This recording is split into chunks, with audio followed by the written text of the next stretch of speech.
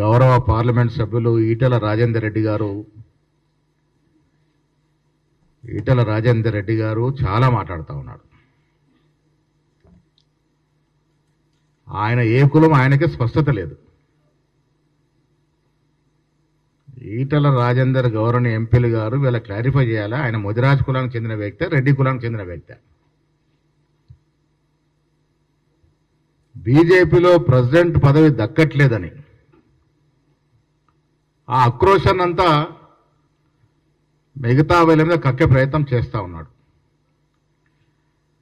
జనరల్గా ఈటెల రాజేందర్ గారు నాకు గౌరవం, కొత్త పార్లమెంటరీ లాంగ్వేజ్ వాడే అలవాటున్న వ్యక్తిగా నేను గౌరవిస్తాను. కానీ నిన్న ఇవాళ ఆయన మాట్లాడుతున్న భాష, వాడుతున్న భాష, ఆ దిగజారుడుతనం దేని వలనో అర్థమవుతలేదు.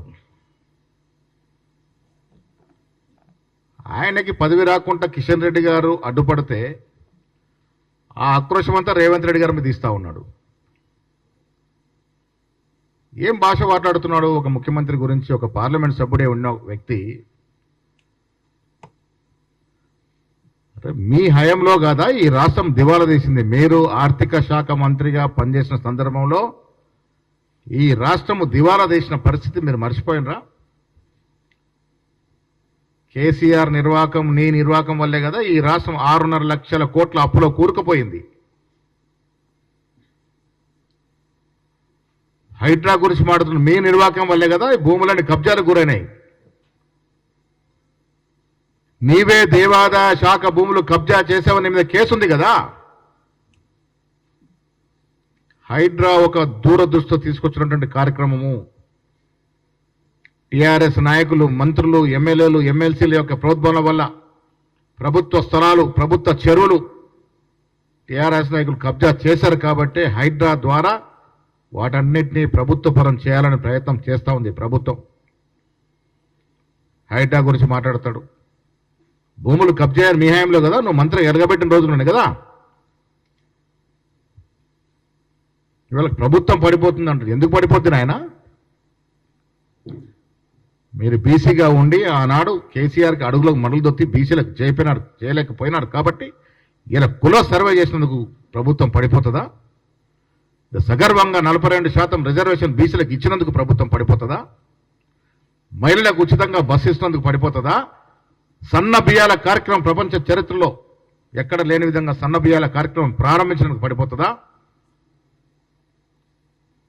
500 బోనస్ ఇచ్చినందుకు పడిపోతుందా? 60,000 ఉద్యోగాలు ఇచ్చినందుకు పడిపోతుందా?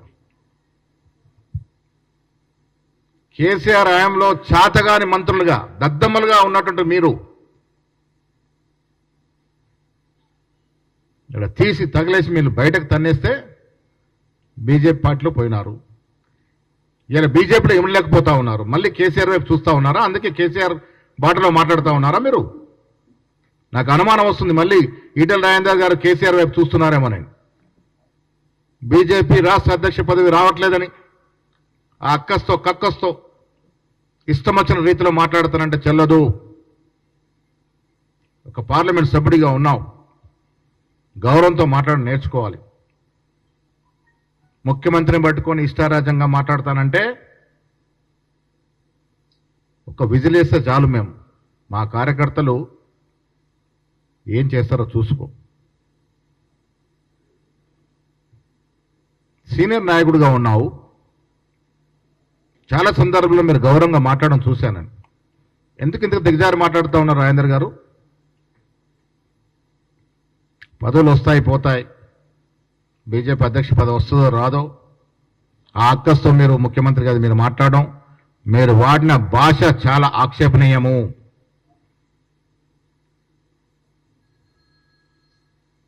ఎన్నేళ్ల రాజకీయ జీవితంలో ఏం నేర్చుకున్నారు మీరు? చదువుకున్నవారు.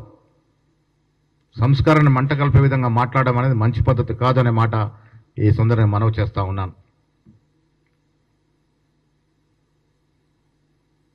హైదరాబాద్కు సంబంధించి రాబడి గురించి మాట్లాడుతూ ఉన్నారు. హైదరాబాద్ ఉమ్మడి రాజకీయం రానిగా ఎవరు చేశారు? కాంగ్రెస్ పార్టీ కదా. కాంగ్రెస్ పార్టీ తెలంగాణ ఇచ్చినట్టు హైదరాబాద్ ఉమ్మడి రాజకీయం పెడితేనే కదా ఇవాళ మనకి అధిక ఆదాయం హైదరాబాద్లో వస్తూ ఉంది. ఇది మర్చిపోయి మాట్లాడుతూ ఉన్నారు. ధనిక రాష్ట్రంగా పుట్టిన తెలంగాణని ఆనాడు అలీబాబా చాలీస్ చోర్ గ్యాంగ్లో నువ్వొక మెంబర్. ఈ రాష్ట్రాన్ని దివాలా తీసి రాష్ట్రాన్ని మంట కలిపిన చరిత్ర కేసీఆర్ ఫ్యామిలీ, కేసీఆర్ యొక్క అలీబాబా చాలీస్ చోర్లో నువ్వొక మెంబర్.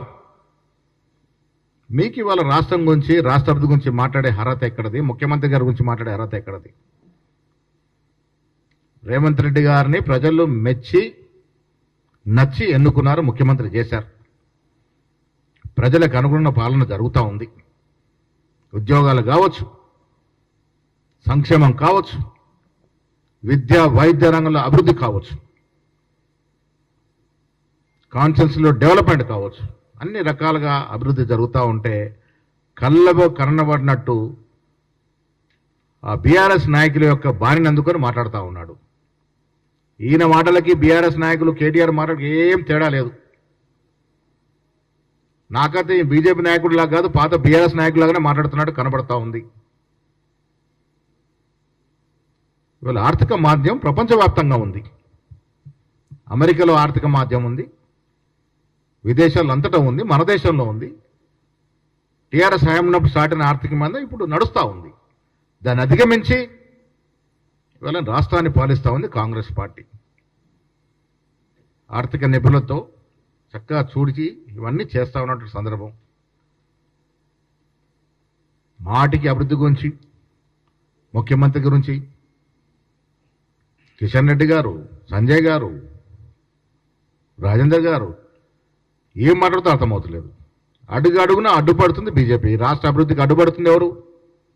కిషన్ రెడ్డి, ఈటెల రాజేందర్ మీ గ్యాంగ్ కాదా? మెట్రోకు నిధులు వస్తానంటే అడ్డుపడతారు, ట్రిపుల్ రింగ్ రోడ్కి నిధులు ఇస్తానంటే అడ్డుపడతారు. రకరకాల కార్యక్రమాలకు అడ్డుపడుతూ ఇవాళ మీ రాజకీయాల కోసం, మీ పబ్బం కోసం మీరు ఇష్టం వచ్చిన రీతిలో మాట్లాడితే మంచిది కాదు. సుదీర్ఘ రాజకీయం అనుభవం పొంది ఉన్నారు మీరు. ఈ రకంగా ఎందుకు మాట్లాడుతున్నారో మీరు ఒకసారి స్మరణ చేసుకోవాల్సిన అవసరం ఉన్నది. రాష్ట్రం అన్ని రకాలుగా, అన్ని రంగాల అభివృద్ధి చెందుతా ఉంది. కేసీఆర్ మంట కలిపి గ్రౌండ్ చేసిన విద్యా వైద్య రంగం మీద ప్రత్యేక దృష్టి పెట్టి కార్యక్రమాలు ఇస్తూ ఉంది ప్రభుత్వము. ఇది తెలుసుకోకుండా అడ్డం వచ్చినట్టుగా మాట్లాడుతూ ఉన్నారు, ఇష్టం వచ్చినట్టుగా మాట్లాడుతూ ఉన్నారు. ఎక్కడ ఒక అవకాశం దొరికితే చాలు విషం చుమ్ముతా ఉన్నారు. ఇది రాష్ట్ర ప్రజలు అర్థం చేసుకుంటా ఉన్నారు. నేను మళ్ళీ చెప్తా ఉన్నాను, మీరు బీసీ బిడ్డగా చెప్పుకుంటారు, మిమ్మల్ని ఎవరు బీసీ బిడ్డగా యాక్సెప్ట్ చేయట్లే. కారణం తెలంగాణలో కుల సర్వే జరిపి 56% బీసీలు ఉన్నారని చెప్పి అఫీషియల్ డాక్యుమెంట్ ఇచ్చిన తర్వాత కూడా అది కేంద్రానికి తీసుకుపోయే దమ్ము, ధైర్యం మీలో లేదు. బీసీ ఎంపీలు ఉన్నారు బీజేపీలో, ఆ ధైర్యం చేయరు, ఆ స్థైర్యం చేయరు, ఆ ప్రయత్నము చేయరు. తెలంగాణ ప్రభుత్వం చేస్తే దాన్ని విమర్శిస్తారు. మీకెక్కడది బీసీ బిడ్డలని చెప్పుకునే హక్కు ఎక్కడది? ఏం చేస్తున్నారు బీసీల కోసం? ఈ రాష్ట్రంలో ముదిరాజు బిడ్డల కోసం మీరు ఏం చేశారు? ఎన్నేళ్ల రాజకీయ జీవితంలో ఏ నాయకుని మీరు పైకి తీసుకొచ్చారు? ఏ బీసీ బిడ్డని మీరు ఒక లీడర్ చేశారు, ఒక ఎమ్మెల్యేని చేశారా, ఒక ఎమ్మెల్సీని చేశారా? ఇన్నేళ్ళు మంత్రిగా ఉన్నారు కదా మీరు, టీఆర్ఎస్లో అవకాశం తీసుకున్నారు కదా. ఏ ఒక్క నాయకుని పైకి తీసుకొచ్చారు మీరు? మీరు బీసీల గురించి మాట్లాడతారు. సద్విమర్శ చెయ్యండి. మాకు, మా ముఖ్యమంత్రికి, మా మంత్రులకి భేషజాలు లేవు. తప్పులు ఎత్తి చూపండి, సరైన మార్గంలో, సరైన పద్ధతిలో సరిదిద్దుకుంటాం. ఇది ప్రజాస్వామ్య దేశం, ప్రజాస్వామ్యంలో ప్రభుత్వం నడుస్తూ ఉంది. మాకు అలవాటు ఉంది.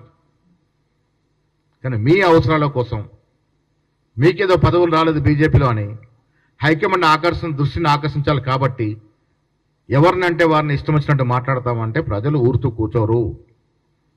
ఈ పద్ధతులు మార్చుకోవాల్సిందిగా నేను ఈటెల రాజేందర్ గారికి చెప్తా ఉన్నాను. ప్రజాక్షేత్రంలో మాట్లాడే తీరుంటుంది. కేసీఆర్ గారు 10 ఏళ్లుగా ఈ రాష్ట్ర ప్రతిష్టని ఆయన మాడిన భాష ద్వారా దిగదార్చిండు. ఆ అలవాటు మీకు కూడా వచ్చినట్టుంది. ఈ భాష మాట్లాడితే ప్రజలు అట్రాక్ట్ అవుతారు, నాకేంతో పేరు ప్రతిష్టలు వస్తాయి అనుకుంటే అది పప్పులో కాలేసినట్టే. ప్రజలు అన్నీ గ్రహిస్తూ ఉన్నారు. మీకు ప్రజలు అధికారం ఇచ్చి మీ చేతకానాన్ని గ్రహిస్తూ ఉన్నారు, చేతకానితనాన్ని. మీరు బీసీ పట్ల వ్యవహరిస్తున్న తీరును గ్రహిస్తూ ఉన్నారు. పదే పదే మేము అడిగినా మీరు బీసీ బిల్లుని కేంద్రానికి తీసుకుపోలేని తీరును గ్రహిస్తూ ఉన్నారు. ప్రజలు చూస్తూ కూర్చోరు. వాస్తవాలు మనం బయట చెప్పాల్సిన అవసరం ఉన్నది.